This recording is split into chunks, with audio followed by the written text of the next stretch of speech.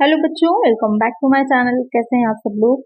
आज के वीडियो में हम स्टार्ट करेंगे बिजनेस इकोनॉमिक्स के बारे में कि व्यावसायिक अर्थशास्त्र क्या होती है। पहले हमने इसके बारे में थोड़ा सा ये समझा था कि जो इकोनॉमिक्स होती है उसकी कितनी अलग अलग टाइप्स की डिफिनेशंस दे रखी गई हैं।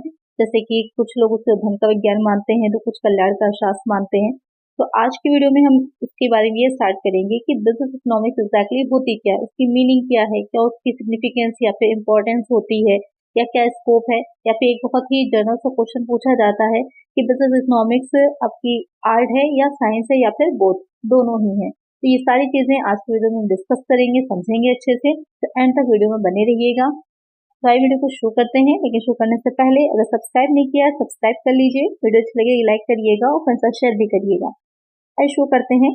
सबसे पहले तो आप जैसे कि देख रहे हैं यहाँ पर लिखा हुआ है अर्थशास्त्र के साथ साथ व्यावसायिक शब्द एक जुड़ा है, यानी कि बिजनेस इकोनॉमिक्स। तो इकोनॉमिक्स जो एक सामान्य अर्थशास्त्र होती है उसकी बहुत सी शाखाएं होती हैं अलग अलग। यहाँ पर हम जो पढ़ रहे हैं अभी वो आपकी हो जाएगी बिजनेस इकोनॉमिक्स। तो ये आपकी सबसे पहले नॉर्मली हम लोग समझ लेते हैं अर्थशास्त्र, जैसे कि आपको पता है कि जहाँ पर भी या आप किसी भी जहाँ पर जो आर्थिक घटनाएं हो रही, जो भी इकोनॉमिक एक्टिविटीज हो रही हैं, उनके अलग अलग जो पहलू होते हैं उनका हम स्टडी करते हैं, उनका अध्ययन करते हैं कि किस तरह से जो उत्पादन है, प्रोडक्शन हो रहा है, उसके अलग अलग कौन कौन से जो साधन होते हैं वो है। तो एक अर्थशास्त्र में, सामान्य अर्थशास्त्र में सब कुछ शामिल किया जाता है। लेकिन जब बात उसकी व्यावसायिक अर्थशास्त्र की एक अलग जो उसकी ब्रांच है, शाखा है की जाती है, तो वहां पर सिर्फ और सिर्फ जो भी आर्थिक घटनाएं हो रही हैं, जो इकोनॉमिक इंसिडेंट्स हो रहे हैं, उनके व्यवहारिक पक्ष यानी कि अप्लाइड जो होता है उस पर ध्यान दिया जाता है। क्या क्या चीजें उसमें आती हैं स्कोप में हम समझेंगे अच्छे से उसके बारे में। यहाँ पर जो बिजनेस इकोनॉमिक्स है, समझ लीजिए इकोनॉमिक्स का एक छोटा सा हिस्सा है, उसका एक छोटा सा भाग है, या अगर एग्जैक्ट वर्ड बोले तो सूक्ष्म है, यानी कि माइक्रो। ये जो आप इकोनॉमिक्स पढ़ रहे हैं इसको मैक्रो इकोनॉमिक्स भी कहा जाता है। तो अब देखते हैं डिटेल में इसको थोड़ा सा। कि जो व्यावसायिक अर्थशास्त्र होती है वो सामान्य अर्थशास्त्र की एक व्यवहारिक शाखा है। कि business economics is an applied branch of journal economics, जिसे प्रबंधकीय अर्थशास्त्र, इसे मैनेजरियल इकोनॉमिक्स भी कहा जाता है। तो ये भी ध्यान में रखिएगा, अगर आपका ऑब्जेक्टिव पेपर हो रहा है तो वहां पर अगर पूछा जाता है कि व्यावसायिक अर्थशास्त्र को किस नाम से जाना जाता है, तो क्या हो जाएगा आपका आंसर, प्रबंधकीय अर्थशास्त्र मैनेजरियल इकोनॉमिक्स के नाम से जाना जाता है। सामान्य अर्थशास्त्र जहां निरपेक्ष आर्थिक सिद्धांतों की व्याख्या करती है, वहीं व्यावसायिक अर्थशास्त्र व्यवहारिक फर्मों के सैद्धांतिक एवं व्यवहारिक दोनों आत्माओं का विवेचन करती है। यानी कि जो सामान्य अर्थशास्त्र आपकी होती है जिसमें कि ये देखा जाता है कि जो अलग अलग लॉज आपने पढ़े होंगे, अगर आपके पास ट्वेल्थ में रही होगी इकोनॉमिक्स तो आपने मांग का नियम, डिमांड थ्योरी पढ़ी होगी, या अलग अलग तरह की थ्योरीज हैं, इसमें प्राइस के डिटर्मिनेशन की थ्योरीज हैं, या जो यूटिलिटी के तहत आपके थ्योरीज दे रखी हैं, तो सब आपने इसमें पढ़ी होंगी। यहाँ पर जो बिजनेस इकोनॉमिक्स है वहां पर ये देखा जाता है कि एक फर्म जो होती है, फर्मों का जो एक समूह है वो आपकी इंडस्ट्री या उद्योग कहलाता है। लेकिन जो एक उसमें सिंगल यूनिट होती है, एक फर्म जो होती है, उसके सामने क्या क्या चैलेंजेस आते हैं, वो कैसे डिमांड को देखती है, कैसे उसका फोरकास्टिंग करती है, वो सारी चीजें जो अध्ययन किया जाएगा वो आपकी बिजनेस इकोनॉमिक्स में किया जाता है। तो यहाँ पे क्या है, जो सामान्य अर्थशास्त्र है वहां पर देखा जाता है कि जो नियम है वो क्या है, किस तरह से लागू होते हैं। व्यवहारिक अर्थशास्त्र में जो, या व्यावसायिक अर्थशास्त्र जो आपकी है अप्लाइड इकोनॉमिक्स या फिर जो बिजनेस इकोनॉमिक्स है, वहां पर देखा जाता है कि किस तरीके से उनका एक फर्म के लिए यूज किया जाएगा, या फर्म के सामने वो किस तरह से आते हैं, फर्म उसका यूज करके अपने बिजनेस को, अपने जो भी काम वो कर रही है उसको आगे बढ़ाकर ज्यादा प्रॉफिट कमा सकती है। तो वो हो जाएगा आपका बिजनेस इकोनॉमिक्स का मीनिंग। इसमें अगर हम और आगे देखते हैं या थोड़ा सा और डिटेल में जाते हैं, व्यावसायिक अर्थशास्त्र में सामान्य अर्थशास्त्र के निरपेक्ष आर्थिक सिद्धांतों को वास्तविक एवं व्यवहारिक परिस्थितियों के अनुरूप ढाला जाता है।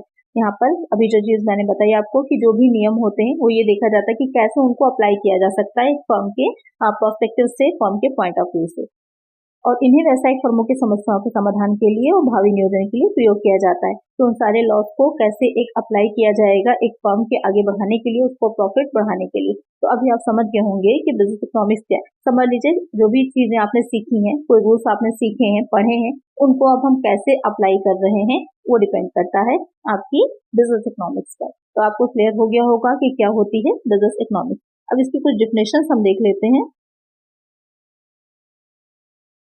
क्योंकि कभी कभी डिफिनेशन भी आपके क्वेश्चन में आ जाती है। अगर डिस्क्रिप्टिव पेपर है तो वहाँ पर तो आपको जहाँ भी मीनिंग पूछी जाएगी डिफिनेशन आपको लिखनी ही है, लेकिन अगर आपका ऑब्जेक्टिव पेपर हो रहा है तो वहाँ पर भी कभी कभी डिफिनेशन दे दी जाती है, पूछा जाता है ये किस राइटर की है। तो यहाँ पर व्यवसायिक अर्थशास्त्र की जो परिभाषाएं हैं, डेफिनेशन ऑफ बिजनेस इकोनॉमिक्स, तो पहली डेफिनेशन यहाँ पर बेट्स और पफिरसन की है। व्यवसायिक अर्थशास्त्र सिद्धांत एवं व्यवहार दोनों में फर्मों के आचरण का अध्ययन है। Business economics is the study of the behaviour of firms in theory and practice. वही चीज कही गई है और डेफिनेशन है तो आपको एज इट इज ही याद करनी है, इसमें कुछ भी आपको चेंज नहीं कर सकते। दूसरा जो डेफिनेशन है जोएल्डीन के अनुसार, या आपके पास भी बुक्स होंगी तो एक बार डेफिनेशन उसकी भी पढ़ लीजिएगा कि किस राइटर ने कौन सा डेफिनेशन दी है। प्रबंधकीय अर्थशास्त्र का उद्देश्य यह दर्शाता है कि आर्थिक विश्लेषण का प्रयोग किस प्रकार व्यवसायिक नीतियों के निर्धारण में किया जा सकता है। जैसे कि भी बताया था कि आपको बिजनेस इकोनॉमिक्स बोलिए या फिर मैनेजरियल इकोनॉमिक्स बोलिए, दोनों का मीनिंग सेम ही रहता है। यहाँ पर क्योंकि जो प्रबंध होता है, मैनेजमेंट होता है, उसका भी मेनली यही काम होता है कि किस तरह से एक संस्था, एक ऑर्गेनाइजेशन, एक फर्म अच्छे से काम कर सकेगी, अपने जो पॉलिसीज बनाई है बना सकेगी भी, और साथ में उनको एग्जीक्यूट करवाना भी कि किस तरह से एग्जीक्यूशन होगा उनका, और साथ में फ्यूचर के लिए क्या प्लानिंग रहेगी, किस तरह से हम अपने उसको प्लान करें कि ज्यादा से ज्यादा अच्छा हम प्रॉफिट गेन कर सकें। तो नीतियों का निर्धारण करना, उसका पूर्वानुमान लगाना भी इसमें शामिल होगा। अब अगर हम बात करें कि इसकी कैरेक्टरिस्टिक्स क्या होती हैं, तो पहली क्या हो जाएगी, सूक्ष्म अर्थशास्त्रीय स्वभाव, माइक्रो इकोनॉमिक कैरेक्टर। तो अभी मैंने आपको समझा ही दिया है कि जो आपकी अर्थशास्त्र होती है दो तरह से मानी जाती है, एक माइक्रो होती है, एक मैक्रो हो जाती है, सूक्ष्म और व्यापक हो जाती है। नाम से क्लियर हुआ सूक्ष्म, जो कि छोटे हिस्से को देखा जाएगा, जैसे कि जो एक फर्म की बात की जा रही है। और अगर हम बात करें आपके माइक्रो इकोनॉमिक्स की, व्यापक अर्थशास्त्र की, तो पूरी अर्थव्यवस्था की बात की जा रही है, इंडस्ट्री को, उद्योग को देखा जाता है उसमें। उद्योग क्या होता है, जैसे भी मैंने बताया कि फर्मों का समूह होता है, ग्रुप ऑफ फर्म्स जो है वो आपका उद्योग कहलाता है। तो यहाँ पर क्या है, इसका स्वभाव जो होता है सूक्ष्म होता है स्वभाव, तो क्षेत्र भी क्या हो जाता है, इसका छोटा हो जाता है अर्थशास्त्र की तुलना में, कंपैरिजन में। इसमें आपकी थ्योरी ऑफ फर्म आ जाएगी कि फर्म का सिद्धांत क्या है, और उसी के अकॉर्डिंग कि कैसे डिमांड है, क्या डिमांड हो सकती है, किस तरह से उसका एनालिसिस करना है, फोरकास्टिंग है, या फिर कंपटीशन कितना है मार्केट में एक फर्म के लिए, ये सब चीजें इसमें आती हैं। तो इस तरह से इसका जो नेचर होता है वो सूक्ष्म होता है। फिर आ जाता है निर्देशात्मक प्रकृति, पर्सपेक्टिव नेचर, यानी कि कहने का मतलब ये है कि ये अब ये बताती है कि किस तरह से कार्य को कैसे किया जाना है एक फर्म के पर्सपेक्टिव से, फर्म को ध्यान में रखते हुए। फिर आ जाता है फल मूलक एवं व्यवहारिक दृष्टिकोण, प्रीमेडिटेटेड एंड अप्लाइड अप्रोच। इसकी मीनिंग क्या हो जाएगी कि कैसे एक व्यवसायिक अर्थशास्त्र जो है, जिसमें जो भी आर्थिक सिद्धांत होते हैं उनके अलग अलग पहलू को कैसे एक्चुअल में एग्जीक्यूट किया जाएगा, कैसे हम देख सकते हैं। जैसे कि हमने डिमांड थ्योरी पढ़ ली, लेकिन एक डिमांड थ्योरी जो है या लॉ ऑफ डिमांड जो है, मांग का नियम, कैसे अप्लाई होगा एक फर्म के लिए, कैसे फर्म जो है वो फोरकास्ट करेगी कि मार्केट में कितनी मेरे जो भी प्रोडक्ट है उसकी डिमांड हो सकती है और कितना हमको सप्लाई करना है, उसी के अकॉर्डिंग हमें क्या करना है, अपना जो मूल्य है वो निर्धारित करना है, प्राइस डिटरमाइन करना है। तो अभी आगे हम पढ़ेंगे लॉ ऑफ डिमांड के बारे में भी कि क्या होता है, कैसे डिसाइड किया जाती है प्राइस या कीमत को, सारी चीजें आगे के चैप्टर्स में आएंगी आपकी। तो यहाँ पर उसको एक्चुअल में अप्लाई कैसे करना है इस पर ध्यान देती है।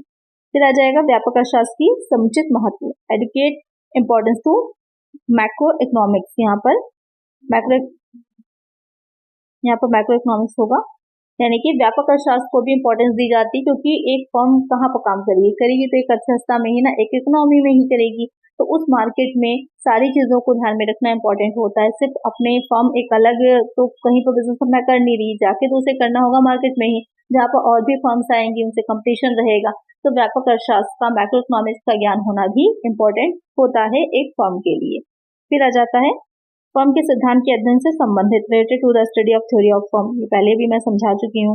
प्रबंधकीय स्तर पर निर्णय, decision making eight managerial level, कहा ही इसको जाता है मैनेजरियल इकोनॉमिक्स कि कैसे निर्णय लिए जाने हैं, कैसे डिसीजन लिए जाने, तो जितने भी सिद्धांत हैं आपके अर्थशास्त्र के, उन सबको कैसे अप्लाई करना है, उसी के बेसिस पे कैसे डिसीजन बनाने हैं।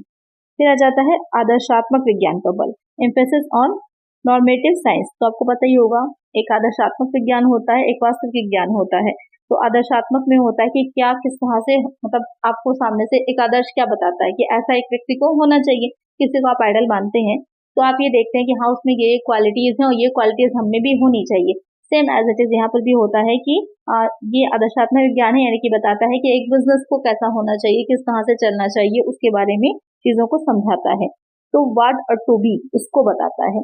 और जो आपका अर्थशास्त्र नॉर्मल होता है तो उससे कितना बताएगा कि व्हाट इज क्या है, यानी कि जो अर्थशास्त्र होती है उसमें हमको ये पता चलता है व्हाट इज कोई चीज क्या है। और जो हमारी ये व्यावसायिक अर्थशास्त्र हो जाएगी उसमें हमको ये पता चलता है व्हाट और टू बी क्या होना चाहिए एग्जैक्टली एक समझ लीजिए एक आइडल की तरह आपको वो चीज दिखाती है। फिर आता है समन्वयात्मक प्रकृति, इंटीग्रेटेड नेचर। इसका मतलब ये रहता है कि जो व्यावसायिक अर्थशास्त्र है, जितने भी आर्थिक सिद्धांत होते हैं और उनके जो व्यावसायिक यानी कि व्यवहारिक तरह से अप्लाई करने के क्या क्या पहलू होते हैं, क्योंकि आपको पता है कोई भी लॉ हो एज इट इज उसको फॉलो करवा पाना इतना पॉसिबल नहीं होता, क्योंकि कुछ उसके अजम्पशंस भी होते हैं, कुछ एक्सेप्शंस भी होते हैं, अपवाद होते हैं, कुछ मान्यताएं होती हैं, सारी चीजों को ध्यान में रखना होता है। जैसे मांग का नियम है, लॉ ऑफ डिमांड है, उसके भी कुछ अजम्पशंस हैं, कुछ एक्सेप्शंस हैं, कुछ अपवाद भी हैं। तो इसी तरह जितने भी आपको अर्थशास्त्र में इकोनॉमिक्स में सिद्धांत मिलेंगे सबके कुछ अपने अपने अपवाद भी होंगे, तो उनको एज इट इज लागू करा पाना थोड़ा सा मुश्किल होता है। तो इसलिए वहां पर ये चीज होती है कि क्या उनके एक्चुअल में अप्लाई किया जा सकता है, इन सबके बीच में समन्वय स्थापित करना। फिर आ जाएगा व्यवसायिक अर्थशास्त्र कला के रूप में, business economics as an art. ये विज्ञान भी है जो अर्थशास्त्र है, मेनली यहाँ पर बात हो रही है बिजनेस इकोनॉमिक्स की, वो एक विज्ञान भी है और ये भी है कि कला भी है। विज्ञान हमें बताती है कि क्या होना चाहिए और कला हमको बताती है, आर्ट हमको बताती है कि कैसे करना है। आर्ट का क्या मतलब होता है, आर्ट आपको ये बताती है कि कैसे किसी काम को किया जाएगा। जैसे कुकिंग है एक आर्ट होती है, या पेंटिंग है एक आर्ट है। कोई भी आपको किसी भी तरह का कोई भी एक आपके अंदर कोई हुनर है, जिसे बोला जाता है कि कोई क्वालिटी है, कोई काम आप बहुत अच्छे से कर लेते हैं, तो वो आपकी आर्ट मानी जाती है। तो कला जो यहाँ पर व्यवसायिक अर्थशास्त्र है वो भी एक आर्ट है, उसके जो नियम है सब एक आर्ट की तरह आप यूज कर सकते हैं अपने बिजनेस को अच्छा ग्रो करने में। तो इस तरह से अगर हम माना जाए, क्योंकि एक क्वेश्चन ये भी आता है कि जो अर्थशास्त्र होती है व्यवसायिक अर्थशास्त्र उसका नेचर क्या है। तो नेचर की अगर हम बात करें, प्रकृति की बात करें, अब ये आप आगे पढ़ेंगे भी इसमें, तो यहीं पर क्लियर हो जाता है कि क्या है, कला और विज्ञान दोनों ही हैं। फिर आ जाएगा व्यवसायिक अर्थशास्त्र विज्ञान के रूप में, तो कला भी हो गई और विज्ञान भी हो गया। विज्ञान कैसे, ये बता रहा है हमको कि क्या होना चाहिए, हमारे सामने एक आइडल बनाकर दिखा रहा है कि क्या होना चाहिए, हमें कैसा बनना है और किस तरह से बनना है वो हमको आर्ट बता देगी। तो इस तरह से व्यवसायिक अर्थशास्त्र दोनों ही हैं। तो आपको क्लियर हो गया होगा इसकी सारी विशेषताएं, बहुत ही इंपॉर्टेंट सारे पॉइंट थे। तो आई होप आपने अच्छे से क्लियर कर लिए होंगे, इसको नोट जरूर कर लीजिएगा। एज इट इज अगर आप इतना भी पॉइंट्स को नोट करके लिख देंगे तो आपका आंसर अच्छे से बन जाएगा। नेक्स्ट आ जाता है व्यवसायिक अर्थशास्त्र की प्रकृति। अभी जिसी की बात हो रही थी कि नेचर ऑफ बिजनेस इकोनॉमिक्स क्या रहता है, तो साइंस है। अब लेकिन यहाँ पर हमें ये देखना होता है कि कैसे साइंस है। हमने ये तो समझ लिया कि साइंस है, अब कैसे साइंस है ये देखते हैं। तो यहाँ पर जैसे कि लिखा हुआ है कि ये केवल डेटा का एक संगठित संग्रह है जो कार्य और प्रभाव संबंध दिखा सकता है। किसी भी सब्जेक्ट को साइंस या विज्ञान होने के लिए क्या होना चाहिए कि साइंस में क्या होता है। साइंस में हम लोग सिर्फ ऐसे ही कोई अजम्पशन नहीं लगा रहे होते, कुछ भी सोच नहीं रहे होते, कुछ भी लिखते नहीं, पूरी तरह से प्रैक्टिकली वहां पर हम ये चीजें देखते हैं कि जो भी हम बोल रहे हैं, जो तथ्य फैक्ट्स हैं हमारे सामने, आपस में उनका एक वैज्ञानिक ढंग से एक साइंटिफिक तरीके से उनको रखा गया है कि नहीं रखा गया है। कारण और परिणाम में जो भी उनके रीजंस निकल करके आ रहे हैं उन सब में आपस में कोई रिलेशन है या नहीं है, ये सारी चीजों को देखा जाता है ना साइंस में। तो एज इट इज वही सारी चीजें आपकी लागू हो जाती हैं बिजनेस इकोनॉमिक्स के लिए भी, कि अगर वो सारी चीजें हैं तभी माना जाएगा कि जो व्यवसायिक अर्थशास्त्र है वो एक्चुअल में विज्ञान है या नहीं है। तो यहाँ पर अगर हम बात करें कि निर्णय विज्ञान में गणित, सांख्यिकी और अर्थमिति भी शामिल होती है। व्यवसाय अर्थशास्त्र इन निर्णय विज्ञान को आर्थिक सिद्धांत के साथ जोड़ता है ताकि ऐसे तरीके विकसित किए जा सके जो व्यवसाय को उनके लक्ष्यों को प्राप्त करने में मदद करे या सहायक हो। तो इसलिए कहा जाएगा कि व्यवसायिक जो अर्थशास्त्र है वो क्या है, पूरी तरह से विज्ञान भी है। क्यों, क्योंकि जो भी निर्णय लिए जाते हैं उनको डिसीजंस लेने के लिए, क्योंकि मैनेजरियल इकोनॉमिक्स है तो वहां पर डिसीजन भी आपको लेने ही होंगे, निर्णय लेने होंगे। तो वो निर्णय लेने के लिए जितने भी आपके पास डेटा है पहले देखा जाता है, एक फोरकास्टिंग की जाती है, अनुमान लगाया जाता है, जैसे मांग का पूरा अनुमान लगाया जा रहा है, तो या फिर फ्लक्चुएट कितना करेगा मार्केट, कीमत कितनी ऊपर जाएगी नीचे जाएगी, इन सारी चीजों को का एक अजम्पशन या एक पूर्वानुमान फोरकास्टिंग की जाती है। तो उसी के बेसिस पे क्या होता है, आगे के लिए निर्णय लिए जाते हैं। जो निर्णय लिए गए उनका क्या एप्लीकेशन आया, यानी कि क्या उनका जो परिणाम निकला, रिजल्ट क्या निकला, तो दोनों के बीच में संबंध देखना, कोरिलेशन करना कि क्या प्रॉब्लम आ रही थी, उसके लिए क्या निर्णय लिए गए, तो क्या वो सही हुए या नहीं हुए। तो इन सारी चीजों को व्यवसायिक अर्थशास्त्र में देखा जाता है। तो इसलिए कहा जा सकता है कि जो सारी शर्तों को ये विज्ञान की पूरा कर रही है, इसलिए ये अर्थशास्त्र विज्ञान भी है। फिर आ जाता है इट इज एन आर्ट, कि ये कला भी है। अब कला कैसे है कि व्यवसाय अर्थशास्त्र एक कला है क्योंकि इसमें विशेष उद्देश्यों को पूरा करने के लिए नियमों और मानकों के उपयोग की आवश्यकता होती है। क्योंकि यहाँ पे ये भी बताया जाता है कि आप किस तरह का की चीजें बना रहे हैं, और जैसे कि इलास्टिसिटी ऑफ डिमांड है, मांग की लोच है, उसमें ये पता चलता है कि अगर कीमतों को आप कम कर देंगे तो यहाँ पर मांग बढ़ेगी या नहीं बढ़ेगी। तो अलग अलग प्रोडक्ट के अकॉर्डिंग होता है कि किस तरह का प्रोडक्ट है, आपकी वस्तु की मार्केट में मांग कितनी है। जैसे कि इंफीरियर प्रोडक्ट्स होते हैं या फिर जो उपभोक्ता से रिलेटेड हो जाएंगे, या औद्योगिक आपकी सामग्री है, इंडस्ट्रियल गुड्स हैं, किस तरह के गुड्स हैं, मार्केट में क्या इफेक्ट पड़ता है उनका। तो वो सारी चीजों को ध्यान में रख करके आप अपना एक अनुमान लगा सकते हैं, प्राइस डिटरमाइन कर सकते हैं, अपना जो कितना मार्केट में आपको सप्लाई रखनी है ये सब डिसाइड कर सकते हैं। या आगे आप मार्केट के बारे में जाकर के जब पढ़ेंगे, तो यहाँ पर आपको कम्पिटिटिव मार्केट मिलेगी, मोनोपोली मिलेगी, तो वहाँ सब उन सब चीजों पर निर्णय लेने के लिए ये सारे सिद्धांत क्या करते हैं, बहुत ही उपयोगी होते हैं। तो ये क्या हो जाएंगे, एक तरह से आर्ट भी है जो आपको बता रही है कि बिजनेस को आपको कैसे चलाना है। तो यहाँ पर क्लियर हो जाता है कि जो बिजनेस इकोनॉमिक्स है, साइंस भी है और आर्ट भी है। तो अगर एक क्वेश्चन आपका आता है कि क्या है, आर्ट है या साइंस है, तो आपको बताना है कि ये बोथ है, दोनों ही है। एक ऑप्शन ये भी रहेगा आपका कि ये दोनों ही है। तो आपका फाइनल या निष्कर्ष में आप लिखेंगे तो लिखेंगे व्यवसायिक अर्थशास्त्र बिजनेस इकोनॉमिक्स है, आर्ट भी है और साइंस भी है। अब आ जाता है व्यवसायिक अर्थशास्त्र का क्षेत्र, स्कोप ऑफ बिजनेस इकोनॉमिक्स। वैसे तो इसका क्षेत्र में बहुत सी चीजें आ जाती हैं, लेकिन थोड़ा सा शॉर्ट में अगर इसको हम बना के पॉइंट वाइज लिख सकते हैं, तो यहाँ पर ये पॉइंट मैंने लिखे हैं, तो इसके अकॉर्डिंग आप इसको समझ सकते हैं। पहला पॉइंट है इसमें कि एनालिसिस, डिमांड एंड फोरकास्टिंग, मांग का विश्लेषण और पूर्वानुमान। कि व्यवसायिक अर्थशास्त्र के स्कोप में क्षेत्र में अगर हम बात करें, तो सबसे पहला जो पॉइंट आता है वो यही हो जाता है कि मांग का विश्लेषण करना एवं पूर्वानुमान लगाना। तो सबसे पहला काम ही, क्योंकि बिजनेस में यही होता है कि जो भी हम मैन्युफैक्चर कर रहे हैं, चीजें बना रहे हैं, उनकी मार्केट में क्या डिमांड है, उसी के अकॉर्डिंग ही सारी चीजें रहती हैं, उसी के अकॉर्डिंग ही अपने आगे का पूरी प्लानिंग तैयार करते हैं प्रोडक्ट को बनाने के लिए। तो यहाँ पर मांग का विश्लेषण करना और पूर्वानुमान लगाना। दूसरा पॉइंट आ जाता है प्रोडक्शन एंड कॉस्ट एनालिसिस, उत्पादन एवं लागत विश्लेषण। ये बहुत ही इंपॉर्टेंट होता है। इसमें कई तरह की लागतें आती हैं, कॉस्ट आती हैं, उनके बीच में क्या रिलेशन होता है। जैसे कि अगर हम बात करें तो यहाँ पर आपकी एवरेज कॉस्ट हो जाती है, मार्जिनल कॉस्ट हो जाती है, सीमांत लागत। आगे अभी हम इनके बीच में रिलेशन, ये सारी चीजें पढ़ेंगे तो वहाँ पर और अच्छे से डिटेल में समझेंगे। या टोटल कॉस्ट हो जाती है। ये तीनों चीजें हैं, आपस में कैसा इनका रिलेशन रहता है कि कब एवरेज कॉस्ट बढ़ती है तो मार्जिनल कॉस्ट पर क्या इफेक्ट पड़ता है, या टोटल कॉस्ट पर क्या इफेक्ट पड़ता है। तो ये सारी चीजें इंपॉर्टेंट होती हैं। और जब हम आगे मार्केट के बारे में पढ़ेंगे, बाजार में पढ़ेंगे कि किस तरह से डिसाइड किया जाता है मूल्य निर्धारण, तो वहाँ पर ये सारी चीजें बहुत ही इंपॉर्टेंट है। तो वो सब इसमें भी शामिल होता है, इसी में ही उसका एनालिसिस किया जाता है। फिर आ जाता है रिसोर्स एलोकेशन, संसाधनों का आवंटन। अब इसमें आपको पता ही होगा, उत्पादन के 5 साधन होते हैं, प्रोडक्शन के 5 जो होते हैं रिसोर्स होते हैं, संसाधन होते हैं। तो कौन कौन से होते हैं, तो पहला हो जाता है आपका श्रम हो जाएगा, लेबर होता है, कैपिटल पूंजी होती है, श्रम उसके बाद साहस होता है। और दो कौन से होते हैं, जल्दी से मुझे कमेंट करिएगा।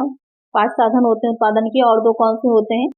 उसके बाद आ जाता है इन्वेंट्री मैनेजमेंट या सामग्री प्रबंध, कि किस तरह से क्या रॉ मटेरियल रहेगा, कच्चा माल है कितना आएगा, उसके अकॉर्डिंग कितनी लागतें आ रही हैं, कैसे उन पर कंट्रोल रखना है, वो सारी चीजें हैं। प्रॉफिट एनालिसिस, लाभ विश्लेषण करना या फिर प्रॉफिट का मैनेजमेंट करना, कुछ भी कह सकते हैं आप, कि कैसे ज्यादा से ज्यादा लाभ को अर्जित किया जा सकता है। अलग अलग मार्केट की कंडीशंस क्या है, उसमें हमें क्या अपनी कीमतें डिसाइड करनी चाहिए, प्राइस क्या होना चाहिए, ये सारी चीजें भी इसमें आ जाती हैं। या फिर समय का भी इफेक्ट पड़ता है, कि जैसे शॉर्ट टर्म है तो वहां पर आपको दो तरह से इसमें देखा जाएगा, एक शॉर्ट टर्म हो जाता है और दूसरा हो जाता है लॉन्ग टर्म, अल्पकालीन और दीर्घकालीन। तो दोनों में सिचुएशंस अलग अलग रहती हैं, तो उनको भी ध्यान में रखा जाता है और उससे प्रॉफिट एनालिसिस में भी काफी हेल्प मिलती है। तो ये हो जाते हैं आपके स्कोप ऑफ बिजनेस इकोनॉमिक्स। इसके अलावा आगे आप जितने भी चैप्टर्स इसमें पढ़ेंगे वो सारे इसके स्कोप में ही आ जाएंगे, तो आप उनको भी पॉइंट वाइज बना करके लिख सकते हैं। चलिए नेक्स्ट देखते हैं इसमें। अब नेक्स्ट आ जाएगा आपकी इम्पोर्टेंस क्या होती है, कि इम्पोर्टेंस ऑफ बिजनेस इकोनॉमिक्स क्या रहेगी। इम्पोर्टेंस ये बहुत ही मेन है आपका इम्पोर्टेंट पॉइंट है, इससे क्वेश्चन आपके लॉन्ग में बन सकते हैं अगर डिस्क्रिप्टिव पेपर आपका हो रहा है। अनिश्चितता को कम करने में सहायक यानी कि हेल्पफुल होता है, अनसर्टेनिटी को कम करने में, लेस करने में, इससे कि अगर आपने अच्छी फोरकास्टिंग करी है, आपने उसका पूर्वानुमान अच्छा है और उसके अकॉर्डिंग आपने जो अपनी प्लानिंग तैयार करी है जिस तरह से आप अपना प्रोडक्शन का काम कर रहे हैं, उत्पादन हो रहा है, या जो भी आपने कीमतें निर्धारित करी हैं, कि आपको ये पता है कि फ्यूचर में जो इकोनॉमी है वहाँ पर कितना फ्लक्चुएशन होने वाला है, किस तरह से मार्केट रहने वाली है, तो वहाँ पर अनिश्चितता बहुत ही कम हो जाती है, यानी कि हानि होने की, लॉस होने की संभावनाएं कम हो जाएंगी। नियोजन एवं निर्णय में सहायक होती है, helpful in planning and decision making, कि पहले तो ये भी चीजें देखी जाती हैं कि क्या हमारे पूर्वानुमान है, वो पूर्वानुमान जो फोरकास्टिंग की जाती है वो आपके कुछ बेसिस पे की जाती है, जैसे कि अभी तक आपने जैसा प्रोडक्शन किया है और मार्केट में जिस तरह से आपके प्रोडक्ट की डिमांड रही है उसको ध्यान में रखते हुए ही आगे भी आप अपना प्रोडक्शन करते हैं, तो वहाँ पे ये चीज सर्टेनिटी हो जाती है कि जो भी हम डिसीजंस ले रहे हैं या जो भी हम निर्णय ले रहे हैं तो वहाँ पर वो सारी चीजें हमारे बिजनेस के लिए प्रॉफिटेबल होंगी, हेल्पफुल करेंगी। फिर आ जाएगा पूर्वानुमान में सहायक है, हेल्पफुल इन फोरकास्टिंग, बहुत ही इंपॉर्टेंट है ये पॉइंट, तो कि जो भी पूर्वानुमान हम लगा रहे होते हैं अपनी चीजों को लेकर के, वहाँ पर अलग अलग जो नियम है वो नियम बहुत हेल्प करते हैं, कि मांग का नियम है, मांग की लोच का नियम होता है, कि किस तरह से मार्केट आगे जो भी इफेक्ट पड़ सकता है मार्केट पे, या पॉलिसीज जो आ रही है उसका क्या इफेक्ट पड़ेगा हमारे प्रोडक्शन पे, उन सबको ध्यान में रखने में हेल्पफुल होता है। नियंत्रण में सहायक होता है, कंट्रोल इजिली किया जा सकता है। संगठन में सहायक है, एक ऑर्गेनाइजेशन को बनाने में कि कौन व्यक्ति किस तरह से किस चीज के लिए बेस्ट है या कैसे उससे काम हम करवा सकते हैं अच्छा, क्योंकि श्रमिक जो है या श्रम जो होता है वो भी एक महत्वपूर्ण संसाधन होता है, तो अभी करंट में क्या सिचुएशन है, कितनी जो है क्या स्थिति है, उन सबको देखना भी इम्पोर्टेंट होता है। बाह्य शक्तियों को बहुत जानने में सहायक है, helpful in knowing effect of external forces, क्योंकि एक बिजनेस की अगर हम बात करें तो बिजनेस में दो तरह का एनवायरनमेंट रहता है। अगर यहाँ पर आपका व्यावसायिक पर्यावरण जो होता है इसमें दो तरह का एनवायरनमेंट आ जाता है, एक हो जाता है एक्सटर्नल और दूसरा हो जाता है इंटरनल। जो एक्सटर्नल यानी कि एक्सटर्नल कौन सा हो जाएगा, बाह्य वातावरण जो होता है, और इंटरनल यानी कि जो आंतरिक वातावरण होता है। तो इंटरनल वाले पर तो कंट्रोल रहता है, जो इंटरनल वाला है पर्यावरण उस पर कंट्रोल रहता है बिजनेस का, लेकिन जो एक्सटर्नल होता है बाहरी पर्यावरण है उस पर कंट्रोल नहीं रहता। क्या फ्यूचर में मांग किस तरफ जाएगी, जो कंज्यूमर है उनका किस तरफ जो है अट्रैक्शन होगा या इंटरेस्ट जाएगा, किस तरह की चीजों को पसंद करेंगे, आपको पहले से नहीं पता। या गवर्नमेंट किस तरह की पॉलिसी लाएगी, जो या फिर मार्केट में उस वस्तु की कीमतें बहुत हो सकता है बढ़ जाएं या घट जाएं, कुछ भी हो सकता है, उस पर आपका कंट्रोल नहीं है। तो यहाँ पर एक्सटर्नल मार्केट पे हमारा एक्सटर्नल जो एनवायरनमेंट है उस पर कोई भी कंट्रोल नहीं होता है, तो इसके लिए इम्पोर्टेंट होता है कि हम इसके बारे में जानें, उसके मार्केट को समझें, उसी के अकॉर्डिंग अपनी पॉलिसीज डिसाइड करें। फिर व्यावसायिक नीतियों को निर्धारित करने में सहायक, ये आपको समझ में आ ही गया होगा। तो ये हो जाते हैं महत्व, इंपॉर्टेंस ऑफ बिजनेस इकोनॉमिक्स। तो आज की वीडियो में हमने डिटेल में समझा कि क्या होती है बिजनेस इकोनॉमिक्स, कैसे वो डिफरेंट है जो हमारी मेन परंपरागत अर्थशास्त्र है उससे, इकोनॉमिक्स से किस तरह से अलग है, साथ में उसके क्या क्षेत्र होते हैं, वो साइंस है या नहीं है, आर्ट है या नहीं है, स्कोप क्या है, उसकी इंपॉर्टेंस क्या है, ये आज की वीडियो में हमने समझा। नेक्स्ट वीडियो जो रहेगी उसमें हम पढ़ेंगे लॉ ऑफ डिमांड, बहुत इंपॉर्टेंट है, वहां से आपकी बहुत सी इंपॉर्टेंट चीजें शुरू हो जाती हैं, तो वीडियो मिस मत करिएगा। इसके लिए लेकिन आपको चैनल को सब्सक्राइब कर लेना है, वीडियो अच्छी लगेगी लाइक जरूर कर दीजिएगा, कोई क्वेश्चन हो मुझे कमेंट करिएगा। मिलते हैं नेक्स्ट वीडियो में, थैंक यू।